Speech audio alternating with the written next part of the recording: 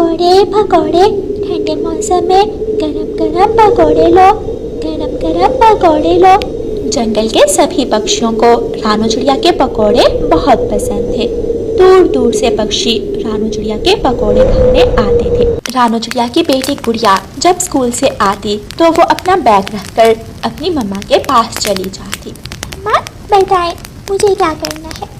गुड़िया बेटी टोकरी से 2-4 आलू लेकर वो काट दें। अभी अभी तोता पकोड़ों का ऑर्डर देकर गया है, वो आने ही वाला होगा। गुड़िया स्कूल से वापस आकर अपनी मम्मा की काम में मदद किया करती थी। इसीलिए स्कूल में सभी छोटे पक्षी गुड़िया को बहुत तंग किया करते थे। गुड़िया बताओ घोंसला कैसे बनाया जाता है? टीचर गुड़िया से पूछें कि पकोड़े कैसे बनाए जाते हैं। ये तो घर जाकर अपनी मम्मा के साथ पकोड़े बनाती है, ये कौन सा पढ़ाई करती है। तुम चुप रहो, टीचर ने सवाल मुझसे पूछा है और जवाब भी मैं ही दूंगी। टीचर घोंसला सूखे पत्तों और तिनकों से बनाया जाता है। शाबाश, गुड़िया का जवाब ठीक है। और जग्गू, अगर गुड़िया घर जाकर अपनी मम्मा के साथ काम में मदद करती है तो इसमें क्या बुराई है? रात को गुड़िया और मम्मा चिड़िया अपने घर में लेटकर देर तक बातें करती। गुड़िया बेटी, अब आपके एग्जाम्स शुरू होने वाले हैं। अब आप स्कूल से वापस आकर मेरे पास आने की बजाय अपनी पढ़ाई किया करें। मम्मा आप चिंता न करें, देखना आपकी बेटी पूरे स्कूल में फर्स्ट पोजीशन लेगी, आप मुझ पर विश्वास करें। एक दिन तेज बारिश हो रही थी। रानू चिड़िया उसी कपड़े की छत के नीचे बैठी पकोड़े बेच रही थी। एक कौवा और कभी रानू चिड़िया के पास आते हैं। मुझे भी एक प्लेट मुझे भी दो गरम गरम पकोड़ों की। जी मैं अभी देती हूँ, बस थोड़ा इंतजार करें। मैं पहले आया था, रानू चिड़िया पहले मुझे पकोड़े दे दो, मुझे जल्दी जाना है। पकोड़े सबको मिलेंगे, बस थोड़ा इंतजार करें, मैं अभी कढ़ाई से पकोड़े निकाल रही हूँ। रानू चिड़िया पहले कबूतर को पकोड़े देती है और कबूतर पकोड़े लेकर चला जाता है और फिर एक प्लेट गौरी कवि और एक प्लेट कालू कवि को पकोड़ों की दे देती है। गौरी कवि और कालू कौवा मज़े मज़े से पकोड़े खा लेते हैं। चिड़िया, तेरे पकोड़े तो बहुत मज़े के थे। ठीक है, फिर कर लेंगे, अभी मेरे पास पैसे नहीं हैं। कल हम पैसे कल दे जाएंगे। अगर आपके पास पैसे नहीं थे तो आपने मुझसे पकोड़े क्यों खाए? मैं उधार नहीं करती। लाओ निकालो मेरे पैसे, मैं पैसे लिए बिना आपको यहाँ से नहीं जाने दूँगी। अच्छा, तो फिर कर लो जो करना है। नहीं है पैसे हमारे पास, चल भाग, आई बड़ी चू चू करने वाली। मैं शोर मचाऊंगी, मैं सबको बताऊंगी कि तुम कभी बुरे हो, मुझे मेरे पकोड़ों के पैसे नहीं देते। चल कालू, घर चले, करने दे चू चू इस छोटी चिड़िया को। कौवा और कवि बिना पैसे दिए ही अपने घर चले जाते। जग्गू बेटा, कल स्कूल में उस छोटी चिड़िया की बेटी की अच्छी तरह धुलाई करना। उसकी माँ ने मेरी और तुम्हारे पापा की बहुत बेइज्जती की है। हाँ देखना मम्मा, मैं कल स्कूल में गुड़िया को सबके सामने मारूंगा। दूसरे दिन जब स्कूल से ब्रेक होती है तो गुड़िया ग्राउंड में बैठी अपना लंच खा रही थी कि जग्गू कौवा वहाँ आ जाता है। हाँ भाई, पकोड़े बेचने वाली की बेटी, तेरी माँ ने कल मेरे मम्मा पापा से लड़ाई की थी, अभी पूछता हूँ तुझे। जग्गू कौवा अपनी तेज चोंच से गुड़िया को मारने लगता है। गुड़िया भी खुद को बचाने के लिए जग्गू को पकड़ लेती है। कभी जग्गू ऊपर तो कभी गुड़िया ऊपर। अगर जग्गू 2 लगाता तो गुड़िया भी 2 लगा देती। जग्गू थक जाता है लेकिन गुड़िया जग्गू को मार मार कर बंदर बना देती है। मारा, तुमने मुझे मारा, तुमने मुझे मारा। मैं अभी घर जाकर अपने मम्मा पापा को बताता हूँ। तो किसने कहा था तुम्हें मेरे पास आकर मुझसे लड़ाई करने को? जग्गू कौवा गुस्से में घर चला जाता है और घर जाकर अपनी मम्मा को बताता है। मम्मा, आपने कहा था ना कि कल गुड़िया को स्कूल में मारना, लेकिन जब मैंने गुड़िया से लड़ाई की तो गुड़िया ने मेरी ही पिटाई कर दी। मम्मा देखें, गुड़िया ने मेरे पंख पर मारा, मेरे कान पर मारा। उठ नकम्मे कालू, कब तक सोए रहोगे? देखो, कल उस छोटी चिड़िया ने हमारी बेइज्जती की और आज उसकी बेटी ने मेरे शेर जग्गू को मारा है। चलो सब चलो, हम छोड़ेंगे नहीं उस छोटी चिड़िया को। कौवा कवि और उनका बेटा रानू चिड़िया के पकोड़ों के ठेले की तरफ जाते हैं। वहाँ जाते ही गौरी कवि रानू चिड़िया को पकड़ लेती है और जग्गू कौवा गुड़िया को, कालू कौवा एक तरफ बैठकर गोरी और जग्गू को हौसला दे रहा था। मारो मारो इनको और मारो। गोरी गोरी छोड़ दो मुझे, हमने क्या किया है, क्यों तुम हमारे पीछे पड़ गई हो। गुड़िया खुद को बचाने के लिए जग्गू को धक्का देती है और जग्गू कौवा गरम गरम घी की कढ़ाई में गिर जाता है। घी बहुत ज्यादा गरम था। जग्गू कौवा घी की कढ़ाई में गिरते ही पकोड़ा बन जाता है और वो मर जाता है। कौवा और कवि ये देखकर घबरा जाते हैं। मेरा जग्गू मेरा जग्गू मेरा जग्गू घी की कढ़ाई में गिर गया, बचाओ मेरे जग्गू को बचाओ।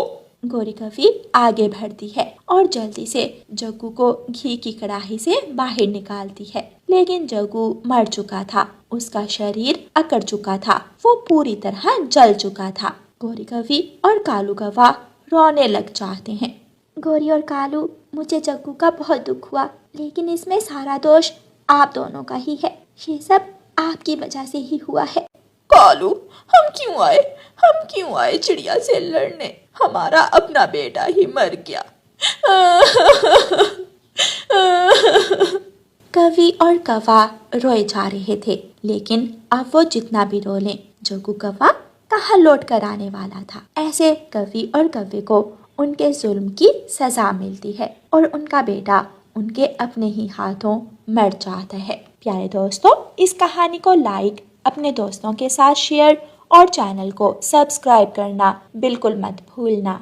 आपका धन्यवाद।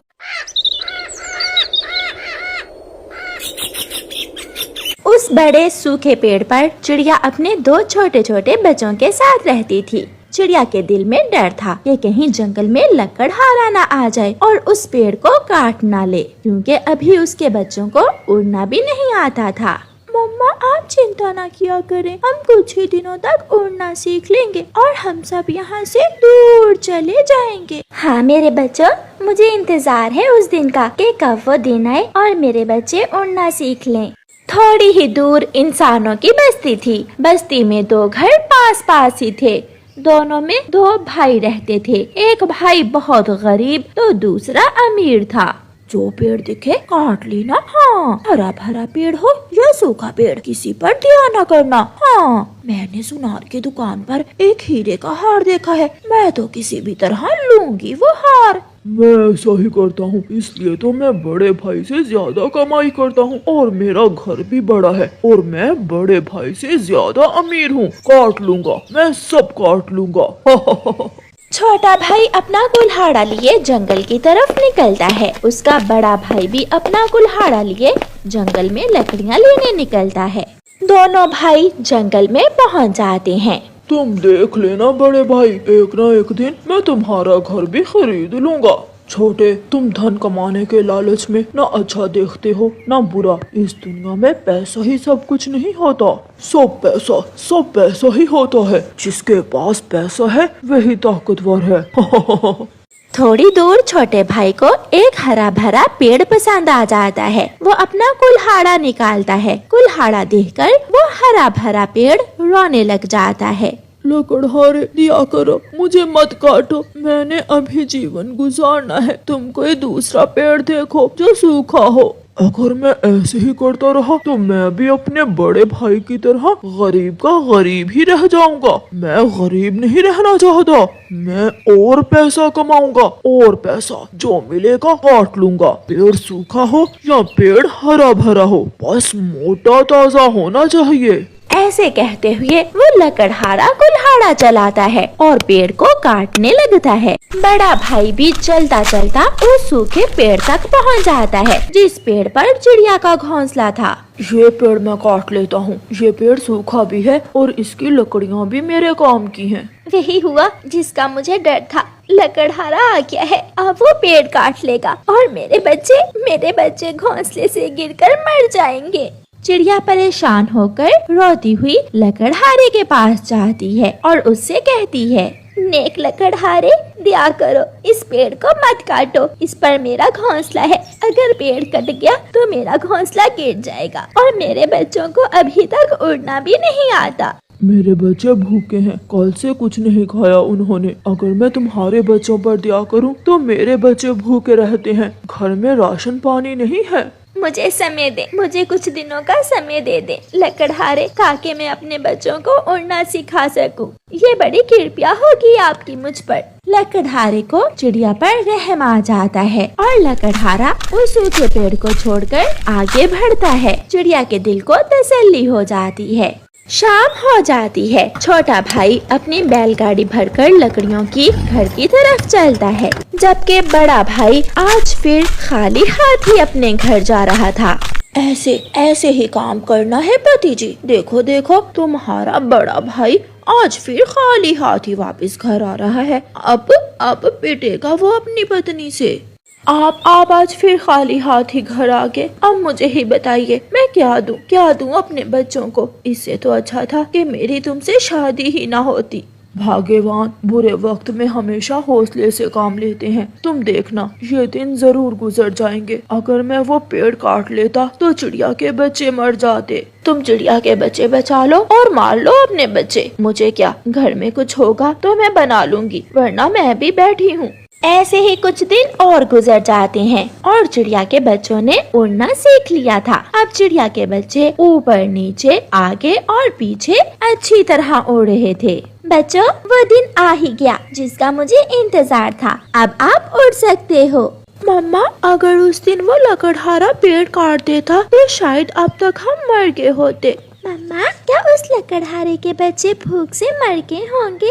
उसने हम पर रहम किया और मेरी बात मानकर इस पेड़ को छोड़ दिया। बहुत दयालु था वो इंसान। अगर उसने हमारी मदद की तो हम भी उसकी मदद करेंगे। मैं छोटी जरूर हूँ, मगर मुझे पता है इंसान के लिए कीमती चीज कहाँ है। बच्चों, मेरे साथ चलो। फिर चिड़िया अपने दोनों बच्चों को साथ लेकर पहाड़ों में एक गुफा के अंदर जाती है और गुफा से एक कीमती मोती अपनी चोंच में लेती है और वो सब इंसानों की बस्ती की तरफ उड़ जाते हैं। चिड़िया उस गरीब भाई लकड़हारे के घर के आंगन में एक पेड़ पर जाकर बैठ जाती है। मैं वही चिड़िया हूँ जिस पर आपने दया की थी। ये मेरे बच्चे अब उड़ने लायक हो गए हैं और मैं आपको कुछ देने आई हूँ। ऐसा कहते हुए चिड़िया गरीब लकड़हारे भाई को वो कीमती मोती दे देती है।